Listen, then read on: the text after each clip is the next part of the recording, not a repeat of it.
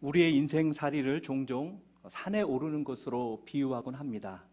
이는 산에 오를 때와 같이 우리의 인생도 삶을 살아갈 때 올라가야 될 여러 개 산이 있고, 그것이 때로는 너무나 힘들고 고통스럽지만 그 고비를 넘어 정상에 이르게 될 때 놀라운 기쁨이 우리 가운데 부어지기 때문에 그렇습니다. 그래서 많은 사람들이 산을 특히 좋아하고, 그리고 새로운 산 정복에 또 시도하는 그런 모습이 있는 것 같습니다. 세계에 수많은 산들이 있죠. 그중에 우리에게 가장 잘 알려진 산이 있다면 세계에서 가장 높은 산인 8,848m의 에베레스트 산일 것입니다. 세계의 수많은 산을 좋아하는 사람이 이 산을 등반하기를 원하고 준비하고 시도했습니다. 우리나라 사람으로는 1977년도에 고상돈이라는 분이 최초로 에베레스트 산 정복을 하게 됩니다. 이분이 돌아왔을 때 정말 성대한 귀국 퍼레이드가 벌어질 정도로 상도 받고 훈장도 받고 축복을 받았던 그러한 일이 있었습니다. 하지만 통계에 의하면 많은 등반가들이 이 산을 정복하기 위해서 시도하지만 그 중에 90% 정도가 이 산을 오르지 못하고 실패한다고 합니다.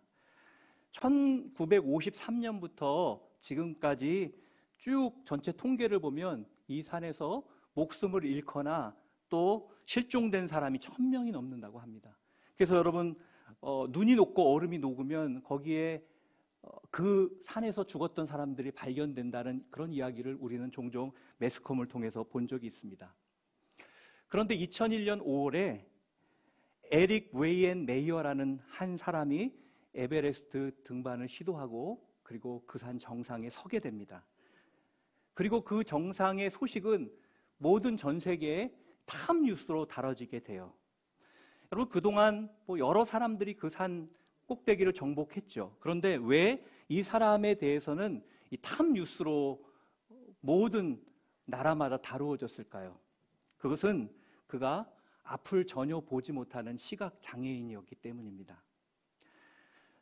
2015년에 한국인 최초로 시각장애인으로 송경태 씨가 등반을 시도했습니다. 25일이라는 시간 동안 사투를 벌였는데요, 안타깝게 정상에 오르는 데는 실패했다고 합니다. 이처럼 정상인도 오르기 어려운, 그렇게 오르려고 노력하다가 죽어갔던 그러한 수많은 사람들이 있음에도 불구하고 웨이언 메이어는 이 시각장애인으로 그 산 정상에 우뚝 선 것입니다. 그래서 기자들이 그에게 이런 질문을 했어요. 당신이 어떻게 그 산을 정복할 수 있습니까? 그것이 어떻게 가능했습니까? 이렇게 물었습니다. 그러자 그가 대답합니다. 내가 성공한 이유는 앞을 보지 못했기 때문입니다 라고 말했다고 합니다. 이 의외의 대답에 모두가 놀랐다는 것이죠. 그는 앞사람과 한 팀을 이루어서 등산을 시작했습니다. 등정을 도전했습니다. 그리고 앞사람 배낭에다가 이 종을 달았다고 해요. 종을 달아서 종을 메고 그 소리가 나는 대로 따라가는 그러한 방법으로 올랐다고 하는 것이죠. 많은 전문가에 의하면 높은 산을 등정할 때 가장 위험한 것이 무엇인가? 그것은 사실은 높은 산도 아니고 낭떠러지도 아니고 사실은 그 마음에 찾아오는 낙담이라고 합니다. 깎아지는 듯한 벼랑을 볼 때, 아니 저 멀리 보이는 그 산 정상을 볼 때 사람 마음에 낙심이라는 것이 찾아온다는 거예요. 저기까지 갈 수 없을 것 같은 두려움이 임한다는 거죠.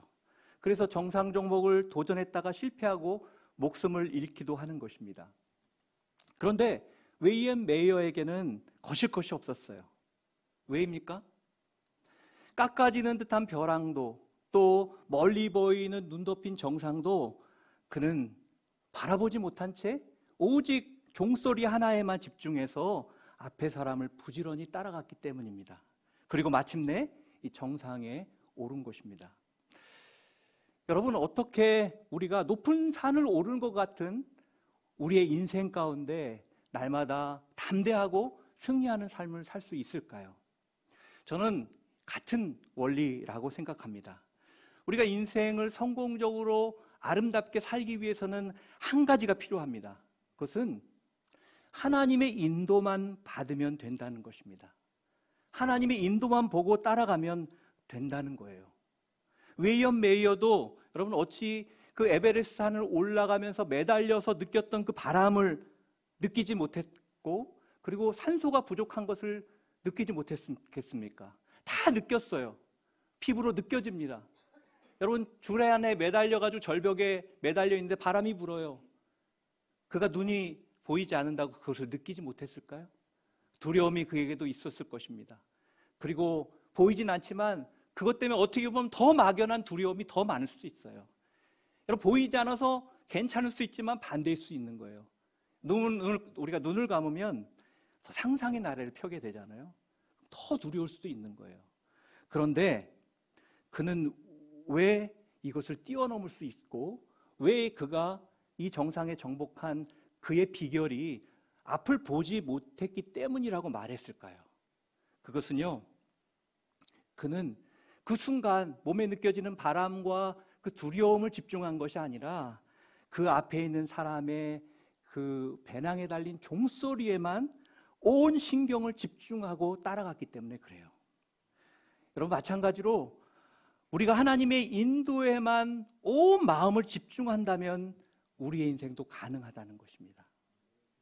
왜 이 땅에 신앙인으로 살면서 우리가 왜 주눅 들고 살죠? 왜 두려워하며 살죠? 왜 염려하며 살죠? 하나님을 믿는 사람인데 왜 순간순간 우리는 계속해서 두려워하며 머뭇거리며 살아가는 걸까요? 그것은요, 우리가 하나님 그분의 인도함 외에 너무 많은 것들을 바라보고 살아가기 때문에 그렇다는 거예요.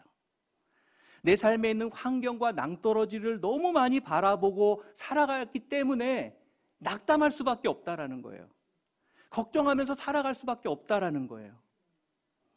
그러니까 우리가 신앙인이지만 맥없는 신앙인으로 맨날 눈치 보고 두려워하며 염려하는 인생으로 살아가는 존재로 머물게 된다는 거죠. 여러분, 하나님은 우리를 그런 존재로 부르지 않으셨어요. 여러분을 위해서 예수 그리스도의 생명을 내어주시기까지 여러분을 구원한 것은요, 세상에서 그렇게 시시하게 맨날 세상 사람들처럼 예수 믿는다고 하면서도 두려움과 염려 속에서 불안에 떨면서 사는 그런 인생이 아니라 하나님의 시선과 하나님의 관점과 하나님의 그러한 수준의 인생을 하나님 우리에게 예비하시고 약속하시고 우리를 불러주셨다는 사실입니다. 그런데 왜 우리는 그것을 누리지 못하죠? 왜냐하면 우리가 하나님의 인도함 외에 너무나 많은 것들에 우리의 주의를 집중하며 살아가기 때문에 그렇다는 거예요.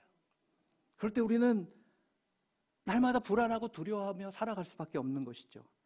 여러분, 성경은 하나님만이 인생의 완벽한 도움이시오, 산성이시오, 우리의 인생을 인도하는 분이라고 말씀하고 있습니다. 우리가 그분의 인도함을 받는다면 저와 여러분의 인생도 날마다 어떤 상황 가운데서도 승리하는 인생이 될 줄 믿습니다. 그럼 어떻게 우리가 하나님의 인도함을 평생 그분의 인도함을 받으며 살 수 있을까요? 본문은 몇 가지로 그 비결을 우리에게 말씀해 주고 있어요. 첫째로 하나님의 인도함, 주님의 인도함만을 온전히 받기 위해서는요, 그분의 인도를 절대적으로 신뢰해야 한다는 거예요.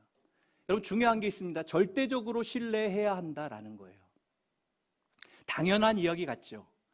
여러분, 하나님의 인도는 당연히 절대적으로 신뢰하고 또 그것을 믿고 가야 되겠죠. 그런데 우리가 하나님의 인도를 절대적으로 신뢰하지 못하는 이유가 있습니다. 왜 그럴까요? 무엇 때문일까요? 그것은 그분의 인도함이 때로는 우리의 기대와 다를 때가 많다라는 거예요. 우리는 그분의 인도가 항상 푸른 초장이라고 생각합니다. 쉴만한 물가라고 생각합니다. 아름다운 그런 우리가 생상하는 그러한 좋은 것들을 생각하며 그것이 하나님의 인도라고 생각합니다. 그러나 실상은 그러지 않을 때가 많다라는 거예요. 우리의 기대와 완전히 다를 수 있다라는 거예요. 여러분, 성경을 보세요. 성경에서 하나님께서 아브라함을 인도하시잖아요. 아브라함을 인도하시면서 그 목적을 뭐라 그러냐면 그에게 복을 주고 그를 통해서 모든 사람이 복을 받도록 하기 위해서라고 분명히 말씀하세요. 너무나 아름다운 것이죠. 여러분, 하나님의 인도가 하나님의 꼴이 그거라는 거예요. 그런데 그 인도의 시작이 무엇이었는지 아세요? 창세기 12장에 보면 뭐라고 말하죠? 본토 친척 아비집을 떠나라 라는 말이에요. 여러분 그냥 성경을 보면 친척 아비집을 뭐 내가 이사 가듯이 떠나면 되지 이렇게 생각할 수 있습니다. 그러나 여러분 4,000년 전의 모습을 떠올려 보세요. 그 당시는 족장 시대였어요. 족장 시대. 족장 시대는요, 함께 모이는 게 힘이었고요, 그것으로 서로를 지키며 살았어요. 그런데 그 친척을 떠난다는 건 무엇이에요? 안전으로부터 떠난다는 거예요. 여러분 당시에 무슨 치안이 잘 돼 있어요? 오늘처럼 무슨 경찰이 곳곳에 깔려 있어요? 그렇지가 않아요. 가족과 재산을 가지고 떠났다가 강도를 만나서 약탈당하면요, 어디에 하소연할 그런 상황도 아닌 그런 어려운 시대였다라는 거예요. 그런데 하나님 뭐라 그러세요? 본토 친척 아비집을 떠나라, 이게 내 인도다 라고 말하고 계시다는 것이죠. 이게 하나님의 인도였다는 거예요. 여러분 또 보세요. 이제 한참의 기다림 끝에 약속의 아들 이삭이 태어났어요. 아브라함이 얼마나 기뻤을까요? 이 아들을 얻기까지 얼마나 오랜 시간을 기다렸고 시행착오가 있었어요. 그런 창세기 22장에 하나님께서 나타나셔서 이런 말씀을 하세요. 내 하나밖에 없는 아들 이삭을 번제로 드려라. 여러분 번제가 뭐죠? 재물을 조각조각 잘라서요, 불에다 태워드리는 거예요. 여러분 지금 자기 아들을 번제로 드린다고 생각해 보세요. 그것도 하나밖에 없는 약속의 자녀 이삭을요. 말이 되지 않죠. 여러분 삶이라고 생각해 보세요. 이것이 여러분을 향한 하나님의 인도라면 어떻게 하시겠습니까? 여러분 어떻게 반응하시겠습니까? 아멘 하실 수 있겠어요? 오늘 본문 말씀을 보면 하나님의 말씀이 엘리야에게 임합니다. 9절을 보면 이렇게 나와 있죠. 우리 9절 한번 읽어볼까요? 9절 같이 한번 읽겠습니다. 시작. 너는 일어나 시돈의 사르밧으로 가서 지내라. 내가 그곳에 있는 한 과부에게 내게 먹을 것을 주라고 명령해 두었다. 여기 보면 이렇게 말하죠. 너는 일어나 시돈에 있는 사르밧으로 가서 지내라 라고 말합니다. 하나님의 인도는 간단했어요. 그냥 사르밧으로 가는 거예요. 시돈으로 가는 거예요. 그게 뭐 어렵겠어요. 그런데 여러분 이건 이스라엘의 지형을 잘 몰라서 그러는 거예요. 여러분 지도를 한번 보시겠어요? 지도를 한번 보여주시겠어요? 너무 작아서 보이는지 모르겠어요. 지금 엘리야가 있는 곳이 그릿 시냇가입니다. 그릿 시냇가가 보이세요? 저 요단강 동편입니다. 저 오른쪽에 있는 그릿 시냇가에 있어요. 그런데 시돈은 어디예요? 저 서쪽 끝 바닷가 저 위쪽, 시돈의 사르밧이 저 위예요. 위. 저기서 저기까지 거리가 몇 킬로냐면 한 160km 정도 됩니다. 160km. 그리고 그 길이 어떤 길이냐면 이스라엘을 가보신 분은 알겠지만 사막 같은 길이에요. 그리고 이렇게 산이라고 표현해야 되나? 그러니까 높낮이가 이스라엘은 굉장히 차이가 많습니다. 그러니까 산과 광야로 이루어진 그런 길이라고 생각하시면 됩니다. 지금은 차가 있죠. 차도 지금 막 가도 뺑뺑 돌아가지고 한참 가야 될 것입니다. 도로도 지금은 좋지만 그 당시에 가는 길은 한 가지 방법밖에 없어요. 걸어가는 거예요. 걸어가는 거. 근데 당시에 어떤 때인지 아세요? 당시 온 땅에 가뭄이 임했던 때예요. 시돈까지 거리가 160km고요. 거기를 가려면 산을 넘어야 되고 광야를 지나야 됩니다. 당시 교통수단도 없어요. 기근 중이라 물도 제대로 없는 때에 여기까지 간다는 건요, 목숨을 걸어야 되는 일이에요. 지금 그릿 시냇가에 숨어있는 엘리야에게 저 시돈에 있는 사르밧까지 가라는 거예요. 쉽게 말하면 지금으로 보면요, 죽음의 길을 가라는 것입니다. 또 그것보다 더 큰 문제가 있었어요. 당시 엘리야가 아합에 대해서 심판을 선언했기 때문에 가뭄이 온 거거든요. 그래서 아합이 엘리야를 잡아 죽이려고 혈안이 돼 있었어요. 군사를 다 풀어 놓은 상태였어요. 그런데 하나님께서 한 5km 정도 있는 곳에 가서 숨어 있으라고 하면 그러면 이해가 되죠. 그 정도야 우리 할 수 있잖아요. 그런데 험한 산과 광야를 지나 이 군사들을 피해서 시돈의 사르밧까지 가라는 것은요, 쉬운 일이 아니었다는 거예요. 쉽게 말하면 불가능한 일이고 그것은 자기의 목숨을 내놓아야 될 일이었다라는 것입니다. 이것뿐이 아니었어요. 그런데 여기까지면 그래도 좀 참을만 하죠. 그런데 인도함을 받고 떠났는데 그러나 계속 그의 기대와 어긋나는 거예요, 이게. 우리는 어떤 하나님의 인도하심이라고 생각하면 어떤 기대가 있잖아요. 그것과 계속 어긋나는 거예요. 그가 죽을 고비를 몇 번 넘어서 드디어 시돈에 도착했습니다. 많은 군사와 그 광야에서 목마름과 그 상황 속에서 겨우겨우 죽을 고비를 몇 번 극복하면서 시돈에 왔어요. 그럼 엘리야가 오면서 무엇을 연상했겠어요? 조금만 참자. 그런 생각 안 했겠어요? 왜요? 거기까지 가면 누가 기다리고 있다 그랬죠? 거기에? 과부가 기다리고 있어서 그에게 먹을 것을 줄 것이라고 하나님 말씀하셨잖아요. 그래서 거기까지 참고 간 거예요. 그런데 그 엘리야가 가면서 과부를 생각할 때 어떤 과부를 생각했겠어요? 루디아와 같이, 자주장사 루디아와 같이 부유하고 자기를 여기에 숨어 있으면 그냥 잘 먹일 그런 인물로 생각하지 않겠습니까? 그런데요, 너무나 황당한 일이 일어납니다. 우리 10절, 11절 한번 읽어보겠습니다. 10절, 11절 시작. 엘리야는 일어나 사르밧으로 갔습니다. 엘리야가 성문에 다다르자 과연 한 과부가 그곳에서 나뭇가지를 줍고 있었습니다. 엘리야가 그 여인을 불러 말했습니다. 목을 축이게 그릇에 물 좀 떠다 주시오. 11절 읽겠습니다. 과부가 물을 가지러 가려 할 때 엘리야가 그녀를 불러 말했습니다. 빵도 좀 주시오. 여기까지는 좋았습니다. 그런데 12절 한번 보세요. 12절 같이 읽겠습니다. 시작. 그녀가 대답했습니다. 당신의 하나님 여호와께서 살아계심을 두고 맹세하는데 제게 빵은 없고 통에 밀가루 한 줌과 병에 기름이 조금 있을 뿐입니다. 제가 나뭇가지를 주워 집에 가서 저와 제 아들을 위해 음식을 만들어 먹고는 죽을 생각이었습니다. 여러분, 이제 왔구나, 됐다, 저 여인을 만났다, 이제 살았다 라고 그가 생각하고 물을 먼저 부탁을 하죠. 그러면서 올 때 빵도 하나 갖다 달라고 합니다. 그런데 그 말을 하는 엘리야가 어떤 생각을 하면서 부탁을 했을까요? 이제 조금 지나면 내가 이제 정말 죽을 고생을 하고 여기까지 왔는데 저 여인이 맛있는 과일과 음식과 그냥 멋진 한상을 차려서 자기 앞에 딱 갖다 줄 것을 기대하면서 이 부탁을 했을 거예요. 그런데 12절 말씀을 보니까 어떻죠? 이 여인이 하는 말이 뭐예요? 나는 빵이 없고 밀가루 조금과 병에 기름이 조금 있어서 그것으로 음식을 해먹고 어떻게 해요? 죽을 생각이었다라는 거예요. 여러분, 지금 엘리야의 기대와 완전히 다른 것입니다. 근데 놀라운 것이 뭔지 아세요? 이게 하나님의 인도였다는 거예요. 여러분, 혹시 이러한 경험 해보신 적 있으세요?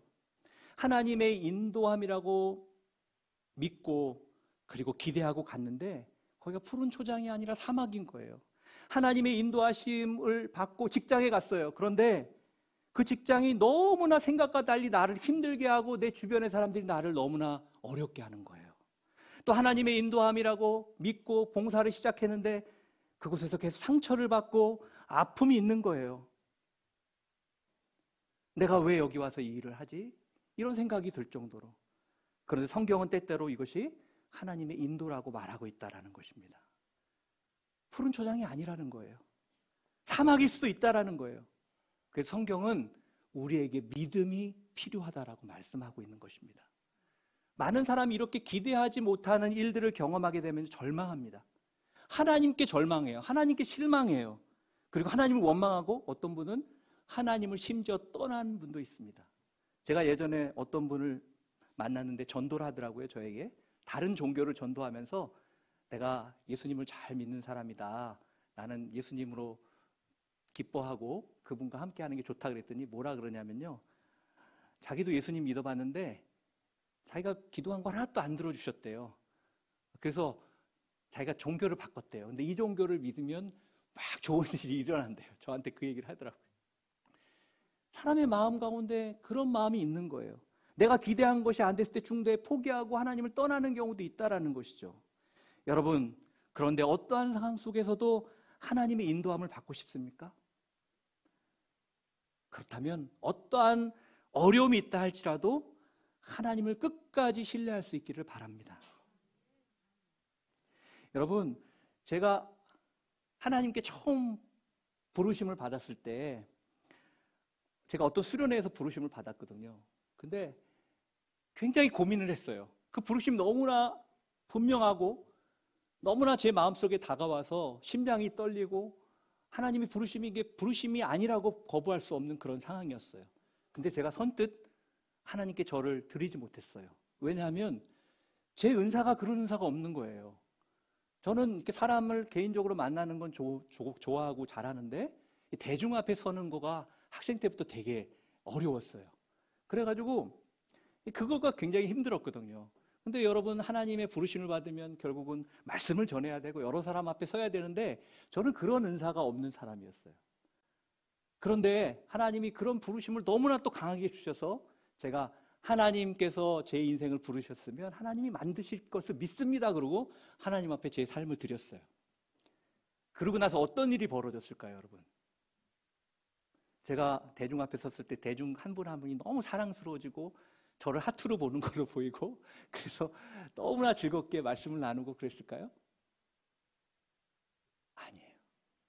안 변하더라고요. 제가 군대에서 처음 설교를 했어요. 군대에 제가 전방부대에 근무했는데 거긴 이제 군인 목사님이 없는 데가 많아요.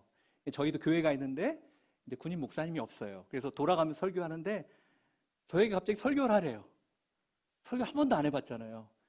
근데 설교를 하라니까 하긴 해야 되는데 그리고 나름대로 했는데 제가 설교를 딱 시작을 해가지고 제가 무슨 말을 했는지 하나도 기억 안 나고 하다가 중간에 내려왔어요. 그때 지구멍이 어디 없나 막 이런 마음으로. 근데 참 놀라운 것이요. 보통 그러면요 실망하고요 좌절하고 절망하잖아요. 에이 이거 내가 하나님 부름 받아서 나 이거 못해 그러고 막 때려치고 싶은 마음도 들고.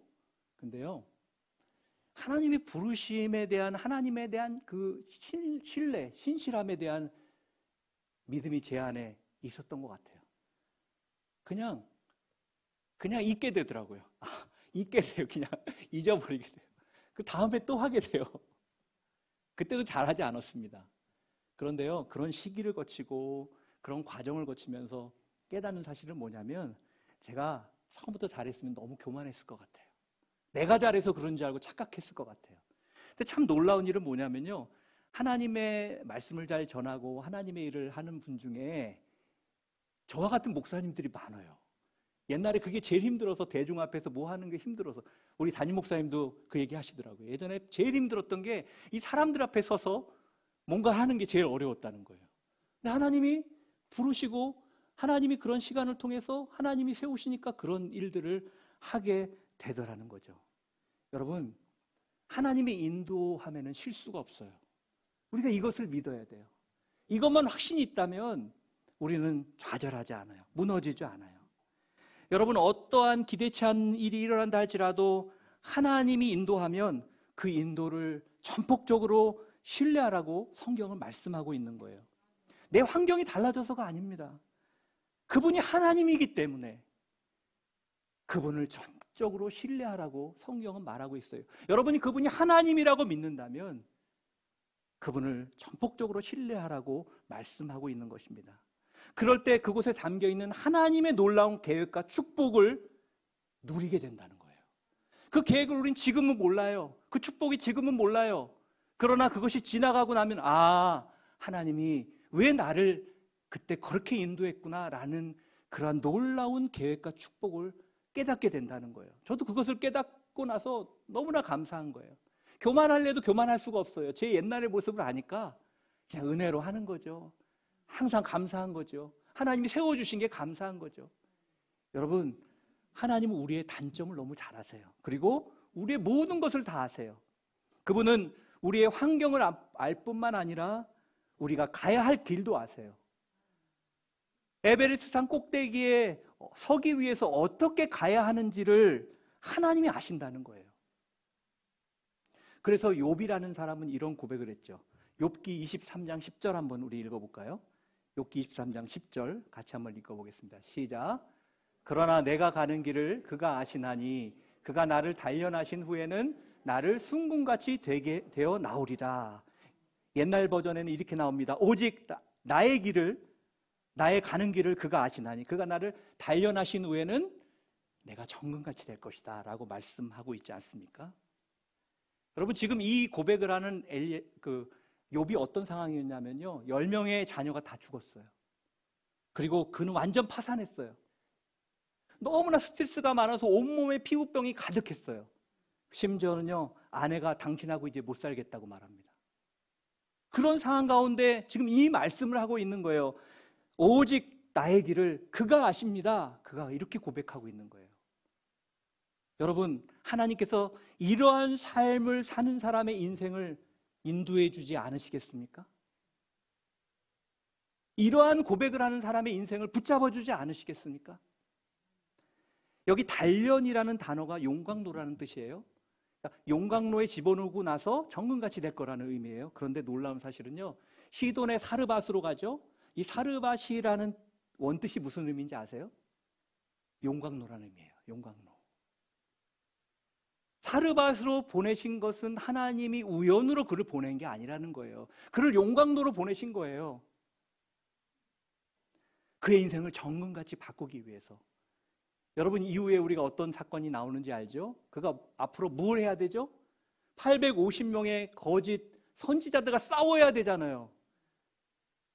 엘리야가 그것을 지금 준비하고 있는 거예요. 엘리야는 지금 하나님의 사람으로 단련되고 있는 거예요. 하나님은요, 더 귀하게 사용할 사람들에게 때로는 이러한 어려운 인도함을 통해서 우리를 정금으로 변화시키는 하나님의 능력이 있음을 믿으실 수 있기를 바랍니다. 그러므로 하나님의 인도하심을 전폭적으로 신뢰하기를 축복합니다. 여러분, 용광로에 들어가도 죽지 않아요. 망하게 하지 않으세요. 그곳에서 하나님의 인도를 우리는 확신해야 됩니다. 그럴 때 비굴하게 살지 않을 수 있습니다. 어깨 피고 살 수 있습니다. 담대히 하나님의 놀라운 역사를 기대하는 인생을 살 수 있는 거예요. 저는 여러분들이 그러한 인생 되시기를 축복합니다. 두 번째, 하나님의 인도, 주님의 인도를 받기 위해서는 그분의 인도하심에 대해서 철저히 순종해야 된다는 거예요. 중요한 게 있습니다. 철저히 순종해야 되는 거예요. 왜 철저히 순종하냐? 그분을 절대적으로 신뢰하기 때문에 철저히 순종할 수 있는 거예요. 앞에가 되지 않으면 뒤에도 불가능한 것입니다. 10절 보면요, 이런 말씀이 있죠. 10절 볼까요? 엘리야는 일어나서 사르밧으로 갔습니다. 엘리야가 사르밧으로 갔대요. 엘리야가 사르밧이 어디에 있는지 모를까요, 알까요?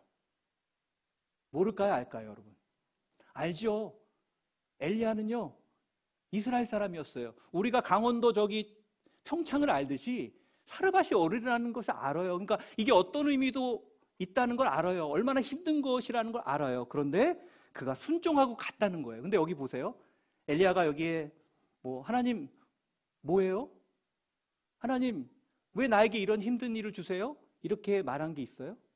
한마디도 없어요. 그냥 하나님 말씀하시니까 입을 닫고 갔어요.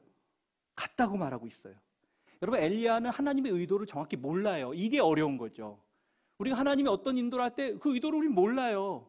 그냥 절대적으로 신뢰하면서 가는 거예요. 엘리야가 오늘 그 의도를 모르지만 절대적으로 순종하고 갔다는 거예요. 이게 중요한 거예요. 몰라도 돼요. 그분을 절대적으로 신뢰함으로 순종하면 하나님의 역사가 나타나는 거예요. 여러분, 하지만 사르밧 여인을 볼 때, 엘리야 입장에서 볼 때 대접을 받는 것이 아니라 지금 그 사실을 알고 나서는 짐 하나를 더 안는 꼴이 되는 거죠. 저 여자까지 내가 책임져야 되나? 이런 일까지 생기는 거예요. 그러나 그는 조금 더 개의치 않고 이렇게 말합니다. 우리 13절 읽어보겠습니다. 13절 시작. 엘리야가 그에게 말했습니다. 두려워하지 마시오. 가서 당신이 말한 대로 하되 먼저 그것으로 나를 위해 조그마한 빵 한 개를 구워 주시오. 그러고 나서 당신과 당신 아들을 위해 먹을 것을 만드시오.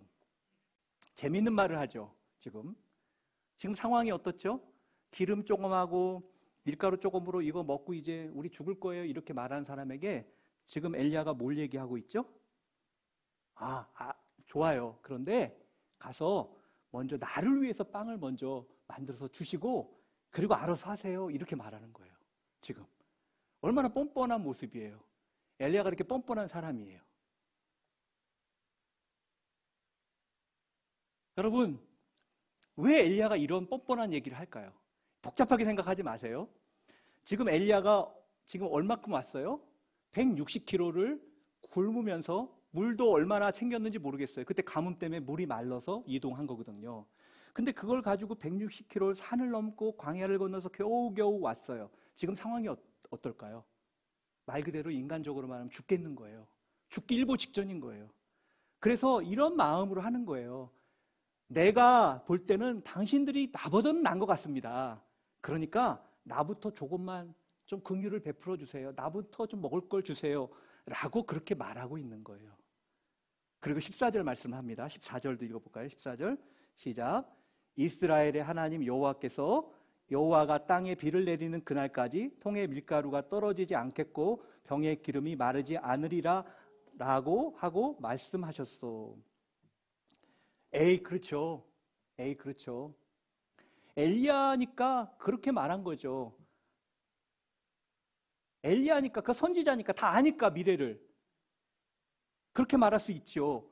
라고 말할 수 있습니다. 그러나 지금 이것을 오해하면 안 돼요. 엘리야가 미래를 알아서 지금 이 얘기를 한 걸까요? 그렇지 않아요. 야고보서에 보면 이런 얘기가 있어요. 엘리야는 우리와 본성이 같은 사람이로되. 엘리야는 우리와 본성이 같은 사람이다라고 표현했어요. 본성이 같다는 건 뭐죠? 우리와 본성이 같으면 우리가 미래를 다 알아요? 몰라요. 알 수 없어요. 여러분, 엘리야가 밀가루가 떨어지면, 기름이 떨어지면 이게 자동적으로 생길 것을 알기 때문에 자신 있게 이 얘기를 한 게 아니라는 거예요. 그런데 어떻게 전혀 두려움 없이 이런 얘기를 할 수 있을까? 이러한 염치 없는 얘기를 할 수 있을까? 이유는 하나였어요. 그가 하나님을 믿었다는 거예요. 하나님의 뭘 믿었어요? 인도함을 믿었다는 거예요. 하나님이 인도하실 때 어떻게 말씀하셨죠? 아까 우리 10절로 다시 가보면 이렇게 9절로 같이 다시 가보면 이렇게 말합니다. 시돈의 사르밧으로 가서 지내라고 말씀하면서 하나님이 먼저 무슨 말씀하셨냐면 내가 그곳에 있는 한 과부에게 내게 먹을 것을 주라고 명령해 두었다라고 말합니다. 이 말은 뭐예요? 하나님이 이미 엘리야에게 거기 가면 과부가 너에게 먹을 것을 줄 거라고 이야기해 두었다라는 사실을 엘리야가 지금 믿고 있다라는 거예요. 철저하게 믿고 있다라는 거예요. 그는 지금 이 밀가루통에 밀가루가 다 없어지고 기름이 다 없어지면 이걸 어떻게 해야 될지 방법이 없어요. 그런데 그럼에도 불구하고 그는 하나님의 약속, 하나님께서 이 여인을 통해서 자기에게 먹을 것을 계속 주겠다고 말씀하셨던 이 약속을 믿었다는 거예요. 여러분, 이것이 믿음인 거예요. 여러분, 우리가 미래의 일을 다 압니까? 모르죠. 다 모릅니다. 그러나 어떻게 우리도 믿음으로 살아갈 수 있을까요? 하나님이 약속이 있기 때문이에요. 하나님의 약속이 여러분에게 있습니다. 여러분을 복의 통로로 쓰시겠다고 약속하셨어요. 여러분을 왕같은 제사장으로 하나님 세우셨어요. 거룩한 나라로 세우셨어요. 그리고 여러분을 통해서 하나님의 나라를 이루어 가시고 또 여러분을 통해서 하나님의 놀라운 선함을 드러내겠다고 말씀하셨어요. 그런 약속이 있기 때문에 그 약속을 믿는 거예요. 그럴 때 어떤 놀라운 기적이 일어나죠? 15절 넘어가 보겠습니다. 15절 한번 읽어보겠습니다. 15절 시작. 가부는 가서 엘리야가 말한 대로 했습니다. 그러자 그 여자와 엘리야와 그 식구가 여러 날을 먹는데도 여기 보면 중요한 단어가 있어요. 저가 엘리야가 말하는 대로 가서라고 되어 있습니다. 다시 15절 한번 볼까요? 15절에 보면 과부는 가서 이렇게 말하고 있어요. 과부는 가서. 13절에도 보세요. 13절에도 보면 엘리야가 그에게 말했습니다. 두려워하지 마시오. 가서라고 또 표현하죠. 가서 계속 갔다는 말을 강조하고 있습니다. 이 말은 무슨 말이죠? 말도 안 되는 말씀인데 이 여인이 거기에 순종했다는 거예요. 여러분 순종하시겠어요? 말도 안 되는데 이 여인이 순종했다라는 거예요.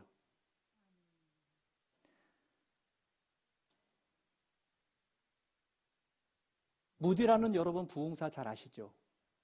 미국의 많은 영혼에게 복음을 통해서 인생을 바꿨던 많은 미국인의 마음을 뒤집어 놓았던 사람입니다. 근데 그는 제대로 된 교육을 받은 적이 없어요. 그는 목사도 아니었어요. 그냥 부흥사였어요.